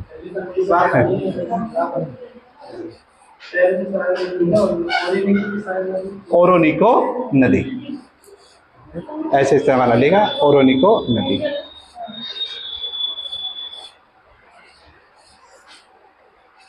तो नदी का नाम क्या है?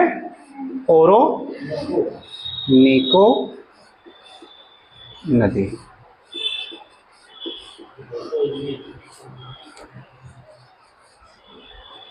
अब जो ओरोनिको नदी की एक छोटी सी सहायक नदी है कैरो।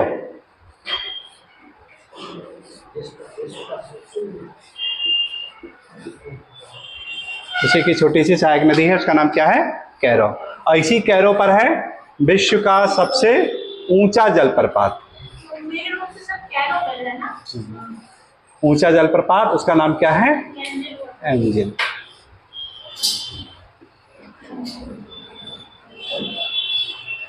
भारत का सबसे ऊंचा जलप्रपात है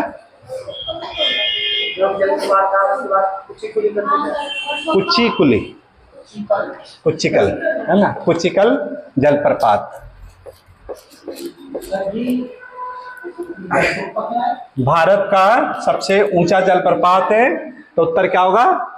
कुचिकल। उससे पहले आपका था कुचिकल से पहले आपका क्या था? हालांकि देखिए विवाद का एक विषय भी बना हुआ है ना, क्योंकि इस पे रिसर्च चल रहा है इस पे सब चीजें। तो ये पीसीएस में क्वेश्चन आ भी चुका है, 2-3 बार आपका आया है। काफी लोगों ने गरसुप्पा को लगाया था, आंसर गलत हुआ था। वो आयोग ने क्या माना था? कुचिकल। ठीक, तो रिसर्च में देखिए क्या बताया जा रहा है कि दोनों की तुलना में देखा जाए तो कुचिकल की ऊंचाई ज्यादा पाई गई है वहां पे, है ना। ठीक, तो इस वजह से कि जो लोग अगर बाई द वे कुचिकल ना दिया रहे तो वहां पे आप इसको गरसुप्पा लगा दीजिएगा आंसर। गरसुप्पा का दूसरा नाम? वेरी गुड, महात्मा गांधी जलप्रपात। और भी कोई नाम है? यस सर, एक और नाम है। नाम है। तो कुचिकल जलप्रपात है कर्नाटक में ही, और ये भी वहीं पर आपका कर्नाटक में ही है। ठीक, तो एंजी जलप्रपात किस नदी पर है? कैरो नदी पर। विश्व की सर्वाधिक ऊंचाई पर स्थित है जलप्रपात। अब देखिए जो ये नदी है, ये इसी नदी वाले क्षेत्र में जो घास के मैदान पाए जाते हैं, क्या नाम है उसका? लानोस, है ना। इसी के क्षेत्र में जो घास के मैदान पाए जाते हैं उसे क्या नाम दिया जाता है? लानोस कहते हैं। और अमेजन के दक्षिण में जो पाए जाते हैं उसे क्या नाम दिया गया है? कंपास। और मध्य वाले में जो, यानी अमेजन में जो पाई जाती है वनस्पतियां, सेलवास। याद रहेंगे, भूल जाएंगे?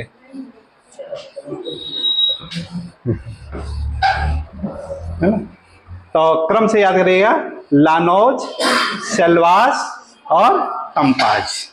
ठीक, अभी और दक्षिण में आएंगे तो वहां पे मिलेगा आपको कंपास। ठीक ना, ये चारों यानी वनस्पतियों को ध्यान में रखे रहिएगा सब चीजें। ठीक, तो जहां पे देखिए ओरोनिको नदी घाटी ये, और इधर से आपका है ओडोनाल नदी घाटी ये। ठीक, और इन दोनों के बीच में ही पड़ जाता है माराकाइबो झील। दोनों के बीच में क्या है? माराकाइबो झील है ये। और यही माराकाइबो झील है जो कि वेनेजुएला क्या करें कि एक समय था कि विश्व का सबसे बड़ा यानी भंडार केंद्र हुआ करता था पेट्रोल का, माराकाइबो झील।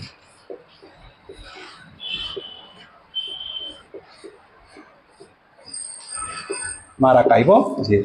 और जहां पे देखिए माराकाइबो झील होगी वहीं पे आपको एक खाड़ी भी मिलेगी, वेनेजुएला की खाड़ी। कौन सी खाड़ी है? गल्फ ऑफ वेनेजुएला मिल गया होगा, है ना। गल्फ ऑफ वेनेजुएला भी आपका यहीं पर है, तो उसी खाड़ी में आपका ये स्थित है ये। और जहाँ पे ओरोनिको नदी और वेनेजुएला की खाड़ी दोनों के बीच में ही इसके यानी जो बंदरगाह है आपका है काराकस, है ना, इसके बीच में आपका इसकी राजधानी स्थित है काराकस।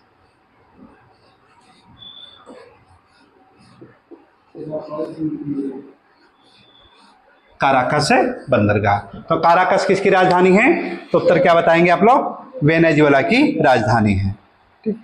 और फिर इसके बाद यानी आपका इसका एक मुहाना बनता है ये ओरोनिको, किस में अपना मुहाना बनाएगी? तो उत्तर क्या बताएंगे? कैरेबियन सागर में आपका ये, ठीक है ना, कैरेबियन सागर में इसका यानी मुहाना है। इसके दक्षिण की तरफ चलते हैं और हम लोग अमेजन के दक्षिण में आइएगा।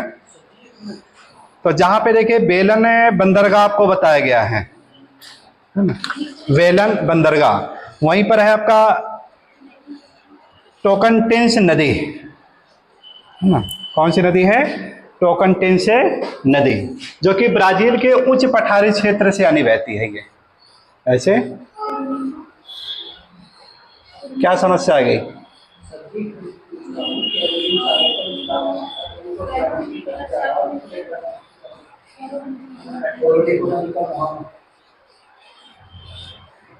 कैरिबियन सागर नहीं है क्या वहां पे? हैं? क्या है? हैं? नहीं तो अटलांटिक का ही तो भाग है वो।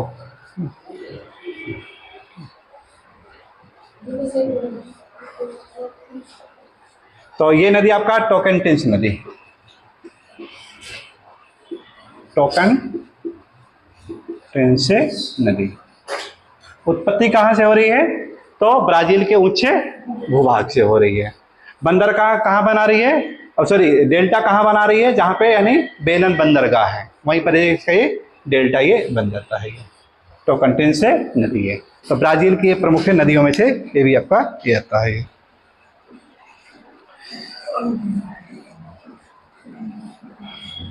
इसके बाद एक नदी और है आपका सा फ्रांसिस्को नदी, देखिएगा।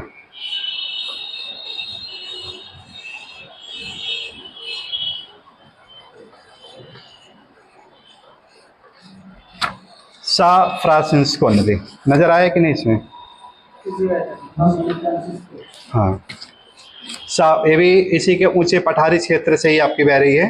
टोकनटिन्स के थोड़ा सा और दक्षिण की तरफ, नीचे की तरफ आइएगा, राइट हैंड साइड।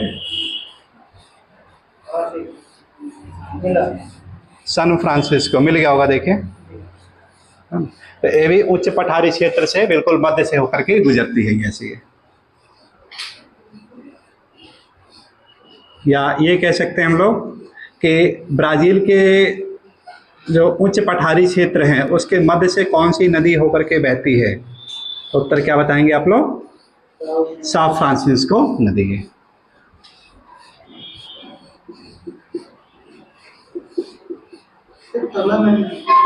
सा फ्रांसिस्को नदी मिला कि नहीं? लोकेशन है, मिल गया ये, ठीक। सा फ्रांसिस्को नदी। अब इसके बाद साउथ की तरफ आते हैं हम लोग, जहां पे मकर रेखा, और मकर रेखा के ठीक नीचे की तरफ चले हम लोग। अब मकर रेखा के ठीक है नीचे की ओर आते हैं हम लोग। तो एक खाड़ी पड़ी गई थी हम लोगों को, ला प्लाटा की खाड़ी, बहुत इंपॉर्टेंट था आपका ये, ला प्लाटा की खाड़ी।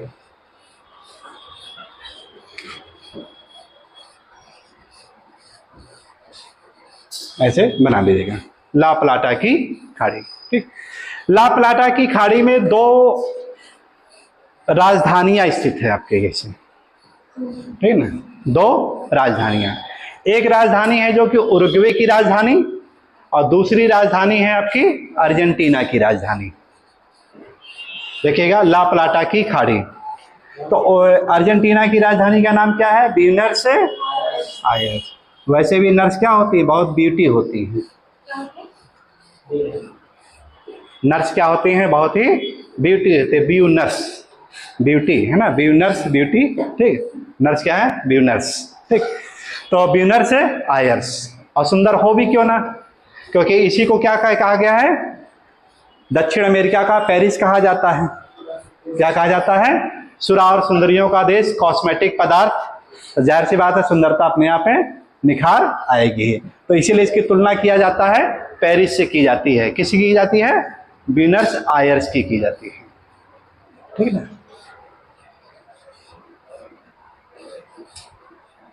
कोई नर्स और सुनेंगे तो कहेंगे अच्छा, है ना? बाल और सब उखाड़ देंगे। ब्यूनस से आयर्स, ब्यूनस से आयर्स, ठीक। जहां पे देखिए उरुग्वे ना, तो उरुग्वे की राजधानी मोंटेवीडियो, ठीक। हाँ, मोंटेवीडियो। और जो नर्स है, नर्स का जो बच्चा है मोंटो, वो क्या करता है? वीडियो बहुत देखता है। तो मम्मी चली जाती है हॉस्पिटल, और बच्चा क्या करता है? मोंटो क्या कर रहा है? वीडियो देख रहा है ये। तो दोनों का रास्ता अलग अलग है, एक वीडियो देखने में और एक क्या है? रोगियों के इलाज में व्यस्त। मोंटेवीडियो।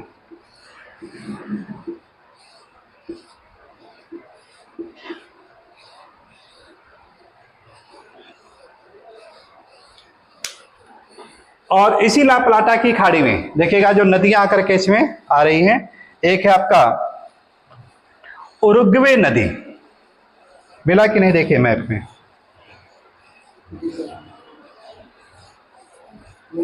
उरुग्वे नदी।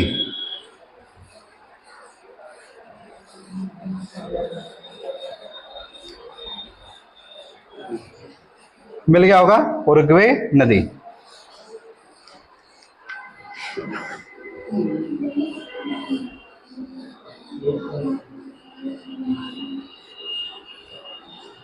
उरुग्वे नदी, ठीक। क्वेश्चन आते हैं यहां से, बहुत ही परेशान कर देते हैं यहां से। उरुग्वे नदी। अब बात आती है कि उरुग्वे नदी किन किन देशों के बीच की सीमा बनाती है, जो सबसे महत्वपूर्ण क्वेश्चन है। और इसी को एक ट्रिक के द्वारा याद करिएगा, बाऊ। बाऊ किसे कहते हैं?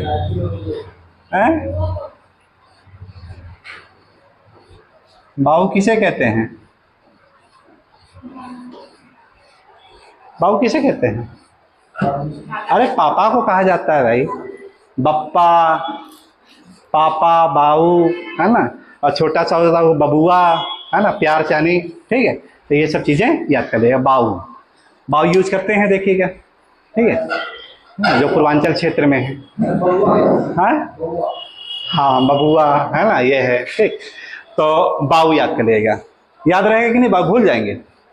तो बी से क्या हो जाएगा? आप कहते हैं क्या पापा को? हाँ, बाऊ कहते हैं ना। हाँ, वो चेहरा बता रहा था आपका, ठीक। तो बी से क्या हो जाएगा? ब्राजील। बी से क्या हो जाएगा? ब्राजील। और ए से क्या हो जाएगा? अर्जेंटीना।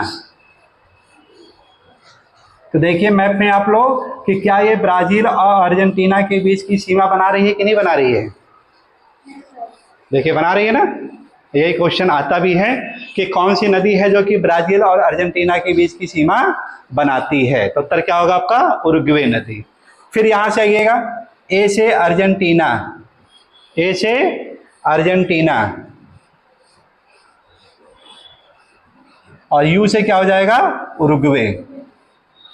फिर देखिएगा अर्जेंटीना और उरुग्वे के बीच की सीमा बना रही है कि नहीं बना रही है? याद हो जाएगा कि भूल जाएंगे? हैं, बाऊ याद रहेगा, ठीक। तो उरुग्वे नदी। दूसरी नदी है जो आपकी यहाँ पे पराना नदी, देखिएगा मैप में, पराना नदी। तो ये भी देखिए ब्राजील के ऊंचे पठारी क्षेत्र से ही इसकी उत्पत्ति हो रही है, पराना नदी।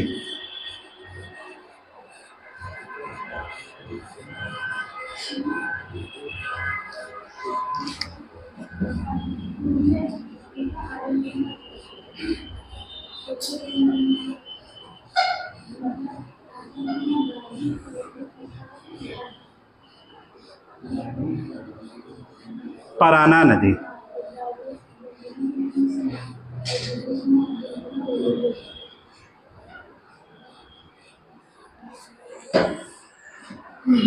लड़कियां जब विदाई होती है तो कैसे रोती हैं? हैं? अरे मोरे बप्पा। रोती है कि नहीं इसे? हैं? हैं? रोती है ऐसे ही? हैं? तो हैं? अब नहीं रोती हैं? हैं? अच्छा अच्छा। तो शादी वादियों में जब जाते हैं तो थोड़ा सा रोना वोना देख लिया करिए, कैसे रोती हैं, है ना? पैरवा पकड़ करके अरे मोरे बपई, है ना? तो बप्पा याद हो रहेगा। तो बप्पा मतलब क्या होता है? पिता को ही यानी क्या करते हैं? बप्पा यानी कहा जाता है वो। ठीक है, पिता को क्या कहते हैं? तो एक बाऊ कहते हैं, एक क्या था? बप्पा। तो वही ट्रिक याद कर लीजिएगा यहाँ पे कि पराना के साथ किसके साथ करेगा? बप्पा के साथ कर लीजिएगा इसको।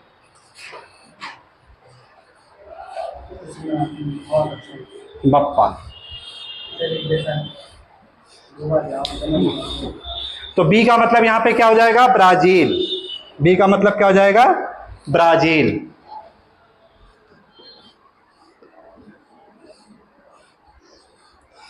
पा से क्या हो जाएगा? पराग्वे।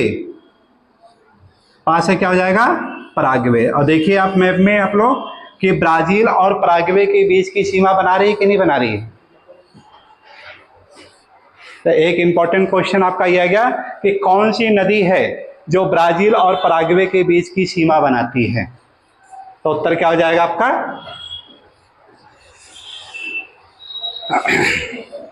पराना नदी। ठीक ना, उत्तर क्या होगा? पराना नदी। ठीक। फिर इसके बाद देखिए पी से क्या हो जाएगा? पराग्वे। और ए से क्या हो जाएगा? अर्जेंटीना। और फिर मैप को ध्यान से देखिए आप लोग कि अर्जेंटीना और पराग्वे के बीच की सीमा बना रही है कि नहीं बना रही है? अर्जेंटीना और पराग्वे के बीच की सीमा बना रही है कि नहीं? बना रही है। और यही नदी क्या करती है कि पराग्वे को दो बराबर भागों में डिवाइड कर देती है, पूर्वी और पश्चिमी। ठीक, पूर्वी और पश्चिमी। तो जो पूर्वी पराग्वे है किन दो नदियों के बीच में स्थित है? तो उत्तर क्या होगा? उरुग्वे और पराना नदियों के बीच में यहीं पर आपका है पूर्वी पराग्वे। पूर्वी पराग्वे।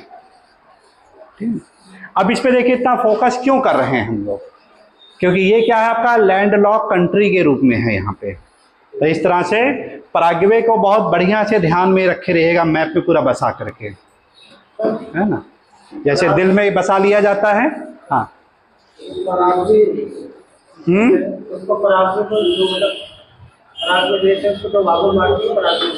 हाँ, अभी उसकी बातें नहीं की, अभी हम तो पराना नदी की बात कर रहे हैं अभी, है ना? पराग्वे अब आएगा ना। ठीक, इसीलिए कह रहे हैं जिसको एक चीज को बढ़िया देखे। हाँ, पूर्वी पराग्वे पश्चिमी पराग्वे दो पार्ट में डिवाइड कर रही है। जो नदी बता रहे हैं कौन सी नदी है? पराना नदी है। क्या दे रहा है? अच्छा अच्छा, सॉरी सॉरी सॉरी, हाँ ठीक ठीक, अच्छा अच्छा। हाँ, तो पराना नदी पूरब से है आपका, ये है ना? पराना पूरब से है, पराग्वे। चलिए भी आ जा रहे हैं। नहीं, इसके बाद देखिए तीसरी जो प्रमुख नदी आती है,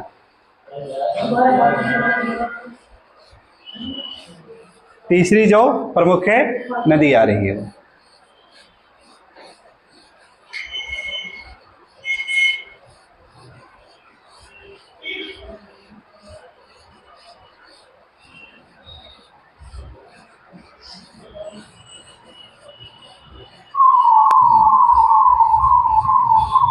तीसरी जो प्रमुख नदी आती है उसका नाम क्या है? पराग्वे नदी।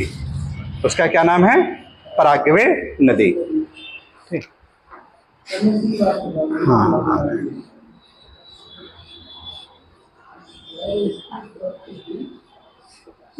पराग्वे नदी, पराग्वे नदी। अब देखिए जो पराग्वे नदी है, ठीक है ना, तो जो ब्राजील का पठारी क्षेत्र था, पठारी क्षेत्र के इसके उत्तर में आपको कटिंगा बताया गया था, और इसके आपका मोंटो ग्रोसो पठार, मोंटो ग्रोसो पाया, वहां से इसकी उत्पत्ति होती है। मोंटो ग्रोसो से इसकी उत्पत्ति हो रही है।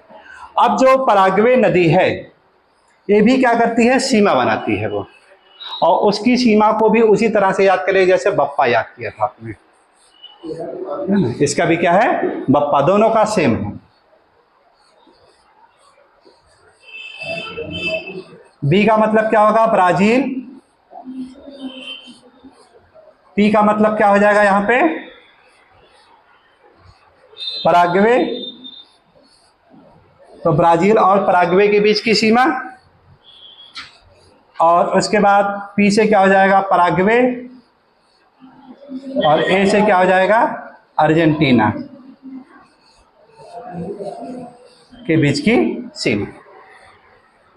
अब बात आती है, जो थोड़ा सा उधर मिस्टेक हो गया था, यहां पे सही कर लेते हैं इसको, ठीक है, कि जो पराग्वे देश है ना, ऐसे देखिएगा, ऐसे ये पराग्वे इस तरह से लैंडलॉक के रूप में ऐसे बसा हुआ है बीच में, इसको डिटेल कर लेते हैं, ऐसे पराग्वे।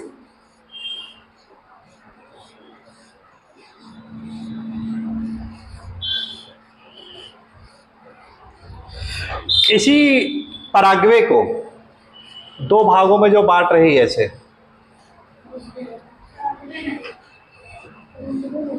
है ना, वो कौन सी आपकी पराग्वे नदी है, ठीक है ना, देखिएगा उसे ही कर लीजिएगा उसको, ठीक। तो वहां पे क्या होगा, पराग्वे नदी इसके मध्य से होकर कैसे गुजरती है, तो बता रहे थे गलत, तो मैं सही बता रहा हूँ। ये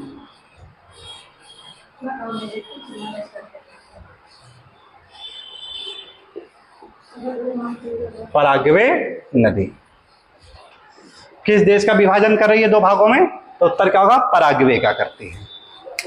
तो इसका जो ये वाला जो पार्ट होगा इसे कहेंगे हम लोग ईस्ट पराग्वे, और इधर क्या हो जाएगा, वेस्ट पराग्वे। और फिर इसके बाद देखिए हम लोग कि यहां से जो ये वाली दूसरी नदी आ रही थी, उरुग्वे, सॉरी पराना नदी आ रही थी, ये देखिए सीमा बनाते हुए इसके ऐसे ऐसे, इसको फिगर को बना लीजिएगा कैसे, है ना, अलग से ऐसे ये आ रही है पराना नदी।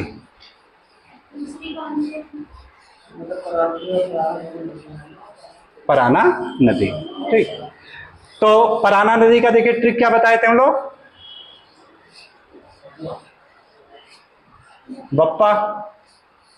तो ब्राजील और पराग्वे किसकी सीमा बना रही थी, ब्राजील और पराग्वे, और किसकी बना रही है, पराग्वे और अर्जेंटीना की, यानी ये सीमा बना रही है। तो जहां पे देखिए आपका मैप है, मैप में आइएगा, तो जहां पे देखिए सीमा से आ रही है वहीं पे आपका देखिए ये है ब्राजील और अर्जेंटीना है, और दूसरा आपका क्या है, ये हाँ, ये अर्जेंटीना हो गया, और ये क्या होगा आपका पराग्वे, इसकी यानी सीमा से बना रही है।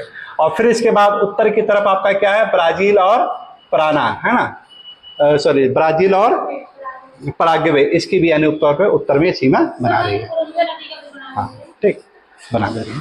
तो यहां से देखिए क्या होगा कि दो नदियों का एक सीमांकन ये हो गया, है ना, कि पराग्वे देश जो कि लैंड लॉक के रूप में जाना जा रहा है, इसके जो सबसे किनारे से कौन सी नदी बह रही है, ये पराना नदी, और इसके मध्य से कौन सी होती है, पराग्वे नदी। बीच वाला जो भाग इसे ईस्ट पराग्वे कहते हैं, ये दो नदियों के बीच में आता है, एक आपका है पराना और दूसरा क्या है, पराग्वे। एक क्या है, पराना, और दूसरा क्या है, पराग्वे नदी है। इसके पूरब की तरफ चले हम लोग, तब वहां पे आपको क्या मिलेगा, उरुग्वे नदी मिलती है, इससे उरुग्वे नदी।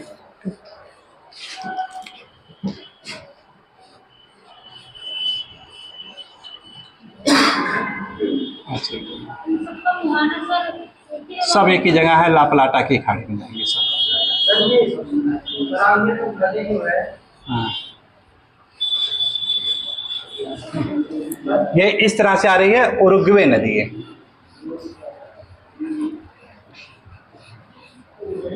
ये हो गई कौन सी है, उरुग्वे नदी हो गई है। कौन सी नदी हो गई, उरुग्वे नदी। और उरुग्वे नदी का जो ट्रिक बताए थे क्या था, बाऊ,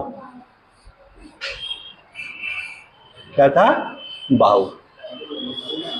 तो उरुग्वे नदी क्या करती है कि ब्राजील और अर्जेंटीना के बीच की सीमा बना रही है ना। यानी यहाँ पे अर्जेंटीना ये हो गया, ये देश, इधर आपका ब्राजील, इसके बीच की सीमा बना रही है, ब्राजील और अर्जेंटीना के बीच की। और फिर क्या है, अर्जेंटीना और उरुग्वे। अर्जेंटीना देखिए ये रहा बीच में किनारे आया हुआ, इधर आपका क्या हो जाएगा, उरुग्वे। तो इन दोनों के बीच की ये सीमा बना रही है, ठीक। तो ट्रिक को भी याद रखिएगा इसकी। और यहाँ पे देखिए ये वाला जो पार्ट है, ये ब्राजील का उच्च पठारी क्षेत्र है। ये ब्राजील का क्या है, उच्च पठारी क्षेत्र है। वही उच्च पठारी क्षेत्र है जहाँ पे इटाबीरा की खान पाई जा रही थी, जहाँ पे कहवा का विश्व का सबसे ज्यादा उत्पादन करने वाला देश था, और जहाँ पे कहवा के बड़े बड़े बागान हुआ करते, जिसे फजेंडा के नाम से जाना जाता था। और ये वाला है, इसके पश्चिम में देखें तो यहाँ पे कौन सा पठार बताया गया था, मोंटो ग्रोसो, मोंटो ग्रोसो का पठार था ये, है ना। तो दो पठार क्षेत्र यहाँ पे है ना, मोंटो ग्रोसो का पठार है।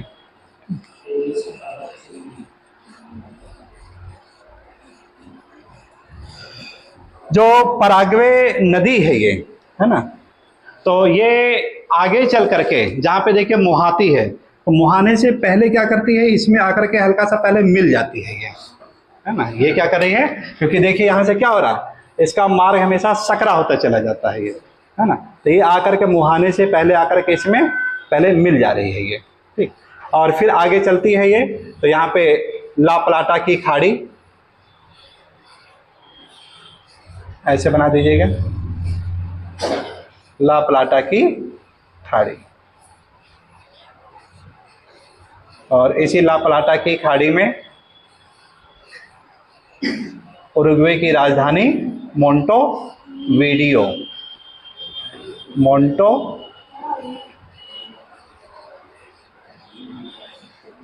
वीडियो, और दूसरी राजधानी इधर बना दीजिएगा, इसका नाम क्या है, ब्यूनर्स आयर्स, ब्यूनर्स आयर्स, है ना। दो कुछ समझ में आया कि भूल गए सब? सर यहाँ पे मैप में रियो डी प्लाटा ऊपर है और ला प्लाटा नीचे है, एक ही चीज है वो, एक ही चीज है। हाँ। आप बता रहे हो तो हम लोग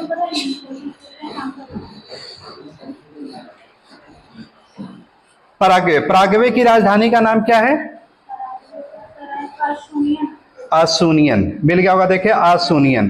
क्वेश्चन आ चुका है कि पराग्वे की राजधानी आसुनियन किस नदी के तट पर बसा हुआ है, तो उत्तर क्या हो जाएगा, पराग्वे नदी, है ना। तो ये देखिए यहाँ पे जैसे ये आ रही है, तो इसी के पास यहीं पे आसुनियन, आसुनियन,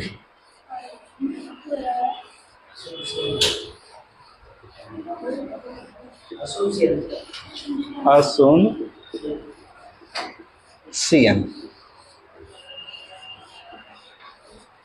किसकी राजधानी है ये, पराग्वे की राजधानी है।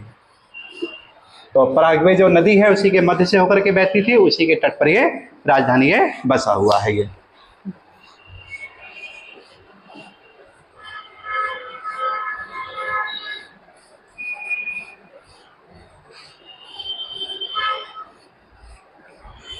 एक और देखिए कि वनडे में आया था, इटेपू बांध के बारे में पूछा गया था, है ना। तो इटेपू बांध, तो इटेपू बांध है जो आपका ये पराना नदी के तट पर है ये इटेपू बांध।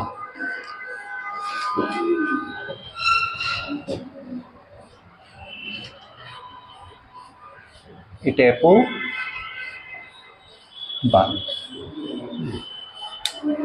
पराना नदी के तट पे है। तो ब्राजील और ये पराग्वे दोनों की संयुक्त यानी ये परियोजना ही बनाई गई है। इटेपू बांध वहीं पर आपका ये स्थित है। वहीं पर इग्यासू और ग्वारिया 2 जलप्रपात भी हैं, इग्यासू और ज्वारिया, इग्यासू और ज्वारिया, छोटे छोटे वहाँ पे जलप्रपात भी पाए जाते हैं, क्योंकि उच्च भूभाग से आ रही है तो वहाँ पे नदियाँ अपना जलप्रपात का भी निर्माण ये करती है। ये तो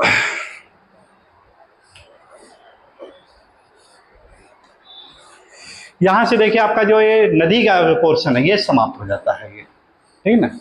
तो एक बार इसको देख लीजिएगा कि ये इस तरह से जो देश बनाया गया इसका नाम क्या है, पराना देश है ये, सॉरी पराग्वे देश है। क्या नाम है, पराग्वे। पराग्वे कैसा है, लैंड लॉक के रूप में है ये, कैसा है, लैंड लॉक के रूप में आपका विस्तृत है। पराग्वे से उत्तर और पूरब की तरफ चलें तो 2 पठार मिलते हैं आपको, एक है आपका ब्राजील का उच्च पठारी क्षेत्र और दूसरा है मोंटेग्रासो का पठारी क्षेत्र मिलता है ये, ठीक। और जो इसी के मध्य से होकर के, पराग्वे से मध्य से होकर के कौन सी नदी बहती है, पराग्वे नदी प्रवाहित हो रही है। कौन सी नदी है, पराग्वे। और इसी पराग्वे के नदी के तट पर ही पराग्वे की राजधानी असुनसियन वो आपका स्थित है ये, ठीक। और फिर इसके बाद जो पराग्वे है, पराग्वे के पूर्वी छोर से बिल्कुल, हाँ, पराग्वे के पूर्वी छोर से जो नदी बहती है उसका नाम क्या है, पराना नदी है। उसका क्या नाम है, पराना नदी, ठीक। और पराना नदी की उत्पत्ति कहाँ से हो रही है, तो उत्तर क्या बताएंगे, ब्राजील के उच्च पठारी क्षेत्र से होती है। और ये क्या करती है आपकी कि ब्राजील और पराग्वे के बीच की सीमा बनाती है, और उसके बाद पराग्वे और अर्जेंटीना के बीच की सीमा बनाती हुई और अंततः ये आपका ला प्लाटा की खाड़ी में आकर के गिरती है। और गिरने से पहले इसी की एक सहायक नदी आ जाती है, इसका नाम क्या है, उरुग्वे नदी। इसका नाम क्या है, उरुग्वे नदी। तो उरुग्वे नदी और पराना नदी दोनों के बीच का क्षेत्र बहुत संकुचित है, वो दोनों का क्षेत्र बहुत है संकुचित है, लेकिन वो ये पराना और पराग्वे का क्षेत्र क्या है, बहुत विस्तृत है वो आपका, वो ठीक है ना। तो पराग्वे उरुग्वे नदी जो है, ठीक, तो उरुग्वे नदी जो संकुचन क्षेत्र से बिल्कुल आ रही है, ये भी क्या करती है कि ब्राजील और अर्जेंटीना, है ना, उरुग्वे नदी की क्या कर रही है, ब्राजील और अर्जेंटीना के बीच की सीमा बनाती है और अर्जेंटीना और उरुग्वे के बीच की सीमा बनाती है, और ला प्लाटा में गिरने से पहले आकर इसमें मिल जाती है। तो इसी सामूहिक को यानी कि नाम दिया गया, इन तीनों नदियों को सामूहिक नाम से नाम दिया जाता है, ला प्लाटा नदी भी कहा जाता है। इसी सामूहिक रूप से क्या नाम दिया जाता है, ला प्लाटा नदी। क्वेश्चन आता है कि ला प्लाटा नदी में कौन कौन सी नदियां शामिल होती हैं, तो क्या उत्तर होगा, पराना होगी, पराग्वे होगी और उरुग्वे होती है ना, पराना, पराग्वे और उरुग्वे नदी होती है। इटेपू बांध आपका पराना जो नदी है उस पर यानी बनाया गया है दोनों के साथ। चलिए तो नोट कर लेते हैं इसको, ठीक। तो नदी यहाँ से आपका ये कंप्लीट हो जाता है।